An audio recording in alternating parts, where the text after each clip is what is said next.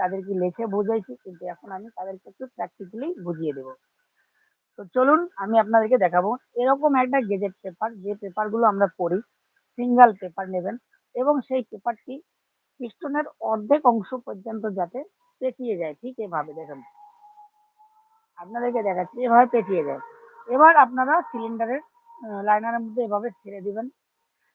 নিচের দিকে কিন্তু মোটা করে একটা পেপার বিছিয়ে দিবেন, যাতে করে হাওয়াটা পেছন থেকে সহজে বের হয়ে না যায়। আমি সেটি কি রকম আপনাদেরকে দেখাচ্ছি। ধরে নেন আমি এরকম একটা মোটা করে পেপার এরকম রাখলাম, এর উপরে বসালাম। তাতে কি হচ্ছে, আমার লাইনারের যে অংশটাও নিচের অংশ যখন এখন যেটা নিচের দিকের অংশ আছে সেটা কিন্তু ব্লক হয়ে যাচ্ছে, অর্থাৎ সেখান থেকে কিন্তু চট করে হাওয়া বের হয়ে যাওয়ার কোনো রাস্তা নেই। এরপরে আমি এটাকে এভাবে নেব, নেওয়ার পরে এভাবে ছেড়ে দেব। এটা যদি খুব স্লোলি নিচের দিকে চলে যায় তাহলে মূলত এটা ঠিক আছে। দেখুন আপনারা অনেকেই ভাবেন যে আমি তো নতুন কিনে নিয়ে এসেছি দাদা,